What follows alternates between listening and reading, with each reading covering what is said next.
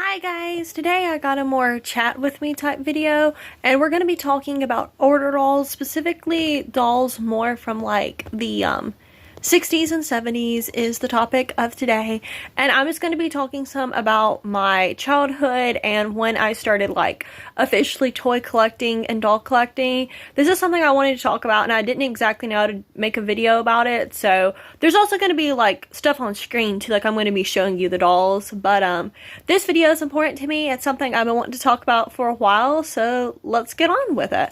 So right here I have a Tiffany Taylor doll with me. And Tiffany Taylor was, okay, so I guess I gotta start like this. So I probably told the story before, but how I actually started collecting toys in the first place was I always loved stuffed animals growing up. And I feel like my toy collection really started when I just finished second grade. And you know, my brother, you know, we're country kids, so he had all like the toy tractors and stuff. And my nan and pop went down to the basement and they found some of my uncle's toy tractors he had when he was little, and gave them to my brother. And I remember my brother talking about that they were so nice, so much better than toy tractors that are made today. And I got talking about that I wish I had some of my mom's toys. And my mom and Nana talked about it, and they went into my Nana's closet and they brought out a huge box of G1 ponies. Probably some of them are the ones you see on my shelf over there, and strawberry shortcakes, which was my mom's thing when she was little. And I loved them. And matter of fact, for my Christmas when I was in the 4th grade, a little earlier, because you know I was in the 3rd grade, it was around like October of, goodness, that would have been like 2012, and that was when like My Little Pony Friendship is Magic got big, and that was when I first started watching it, and I loved the show. Of course, my favorite characters were Applejack and Fluttershy, and I somehow found the old My Little Pony show on YouTube, and I loved it, especially Applejack. And I asked for Applejack for Christmas from Santa Claus that year, and baby Applejack. And of course, since Santa Claus is Santa Claus, you know, he was able to make me those ponies with the old molds, of course. But, you know, but that was how I got my first ever G1 ponies, and that started my toy collection. I wish I had Applejack now, but I don't feel like getting up to get her. But after that, for the next Christmas, I asked for more G1 ponies, and I got a whole lot of 12 of them under the tree, plus a Twilight and a, what's her name? The baby pony? Baby Cuddles, because I loved them. And for that birthday, my aunt actually got me a movie, because I just saw, like, the My Little Pony, the, like, special with Applejack, Firefly, all them.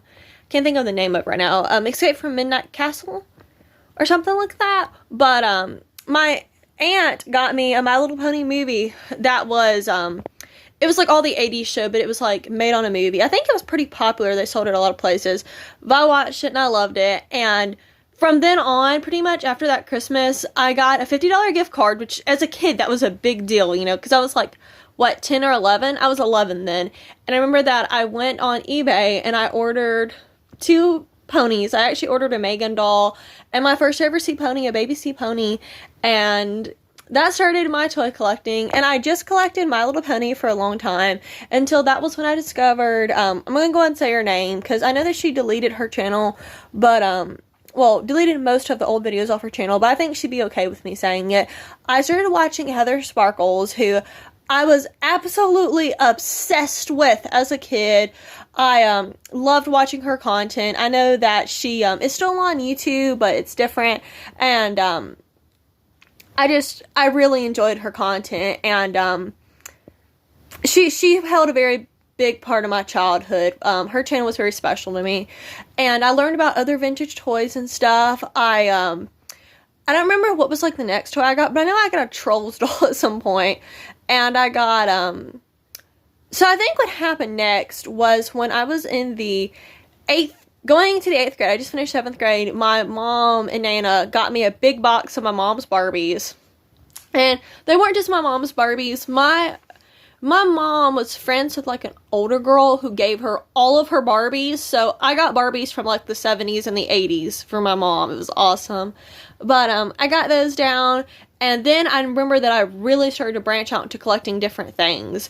And I remember that I was watching old toy commercials on YouTube, and I stumbled across a commercial for Beautiful Chrissy by Ideal, and I was actually at a flea market, an antique shop that was really awesome. Sadly it closed, but this was an awesome antique shop that had a whole booth of toys, and let me show you what I found at that antique shop. Alright y'all, we're going upstairs now because I happen to have this doll upstairs. I'm sure y'all can probably guess who I'm talking about, but you never know. I found this Beautiful Chrissy doll. I actually found her in her original box, was what I saw her in. I remember I saw it, and I like ran over there, and I ran to find my Nana because that was before I had my own money, and anything I bought had to be a gift from a family member or something. I remember that I showed her to my Nana, and I was like, Nana, I love her. And my Nana was like, because she's like $30 or something, which I think at that time was pretty fair. Maybe a little steep considering the condition that her hair was in, but still, I was okay with the price. She didn't have like the dirty eyes and the nose like that. That happened once I got her. But anyway, she was in pretty condition at first, and my Nana said maybe for my birthday. And I remember that the next day, me and my mom went back to that antique shop, and we looked at her, and somehow I think we went home, and then like the next day after work, my mom went by the antique shop and got her for me.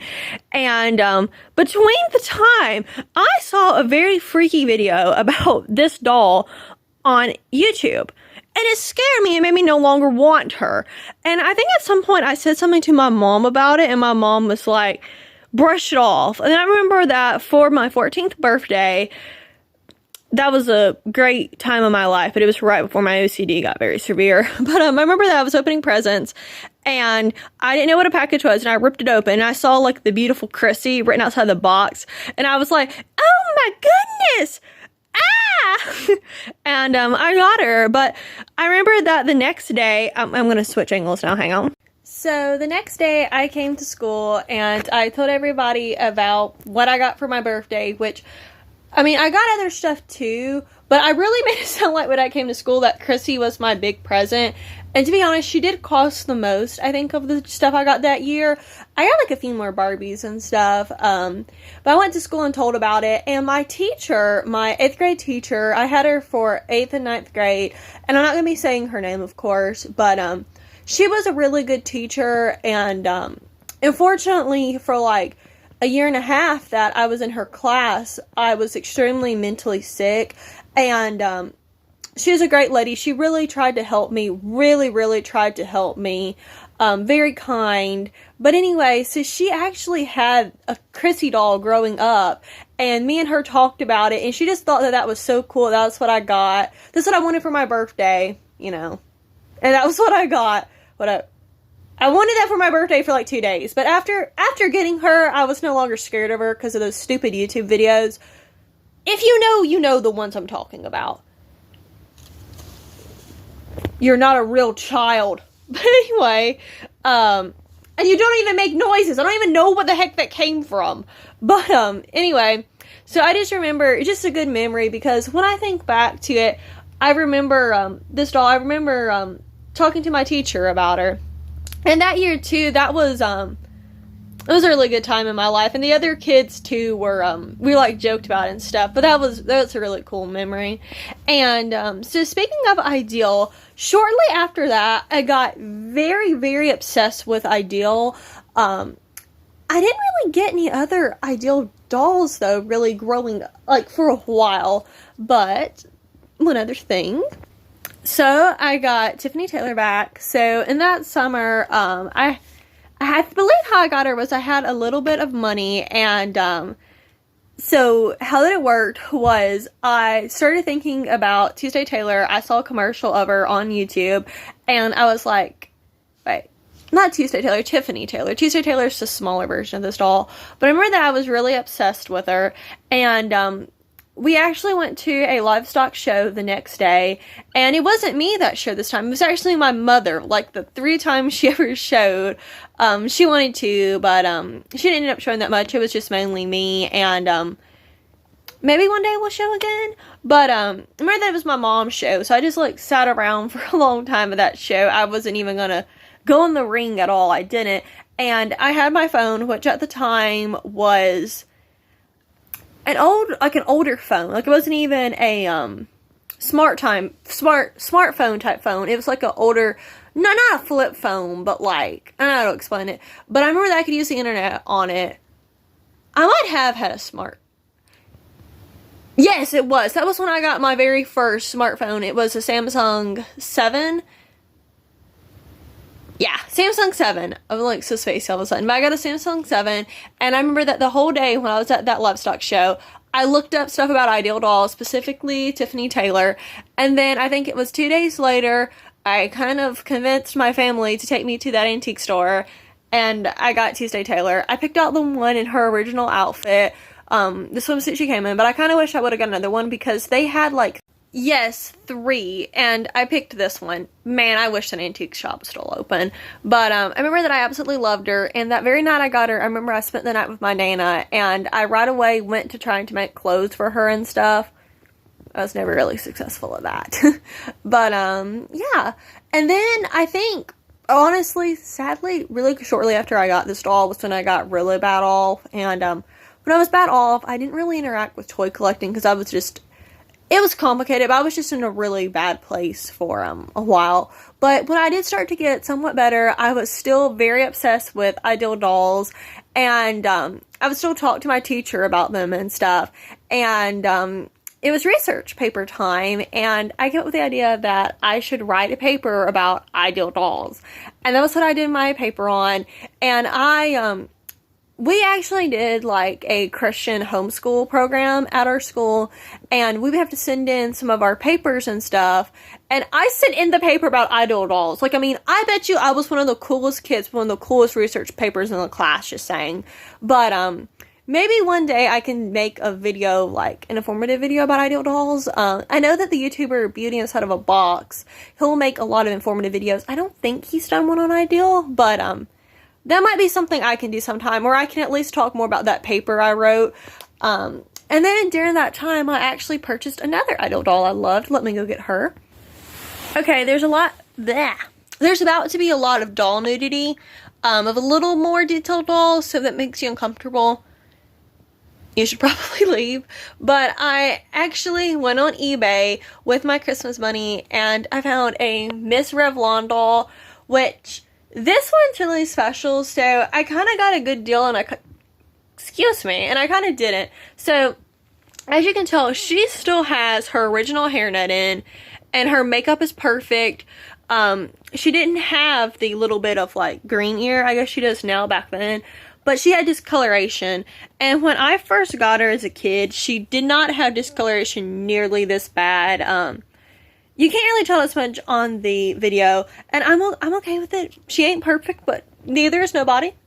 Neither dolls or people have to be perfect. We're all perfect the way we are. Not perfect, but we are all our own kind of beautiful. And that is true. Just like my Miss Revlon doll. But I got her, and I loved her. She's probably one of the coolest older dolls in my collection. She probably is the coolest, but I do love my Tiffany Taylor, so yeah. But one thing I was just gonna say is, so on my shelf, you know, I have a lot of room, and that shelf over there that you can see, hang on, trying to, dang it, okay, alright, this one here, this one there, the one on the top, that you can see my Tammy's legs off of, I am going to turn that shelf into a, like, vintage doll shelf that's not Barbie. I have my Tammy doll there. I'd also show my Ellie Mae doll in this video, but I want to just have that shelf for, like, older different dolls, because I do love those dolls like this, and I want to get them clothes, because she doesn't have an outfit, and my Chrissy's not wearing an official Chrissy outfit, and my Tiffany Taylor just has one outfit, but I want to do stuff with them too, because I love dolls, and although now I'm a lot more into, like, smart doll type dolls and Barbies and stuff. I love all dolls, and vintage dolls really had my heart as a kid, and I still do love them now. I just feel like they're harder to display and stuff, but I'm going to be adding a few more to my collection at some point, and I really want to have a cool display with them and do more stuff with them, because I do know that there are a good many people on YouTube who like these dolls, and so I guess I'm kind of coming back to them, and I just wanted to make a little video for y'all about it and tell you a little bit about my toy collecting story and everything. Sorry, my hands look so shaky. But thank y'all so much for watching. I would say if any of y'all have some older dolls you'd like to talk about, make a video. I love to see it. I just love dolls, especially hearing about people with dolls, and just hearing the stories behind the dolls is really interesting to me. I can listen to that all day. But thank y'all so much for watching, and I'm gonna see you guys in the next video. Bye bye. By the way, Tammy and Ellie Mae say hi. I promised Ellie she can be in this video, and I kind of forgot, so I'm giving her 15 seconds of fame now. But Tammy was also another idol doll that I just added to my collection a couple months ago when I went to the doll show in Atlanta. And Ellie Mae, she has her own YouTube video. She's more popular on my channel. But yeah, these two girls just wanted to say hey.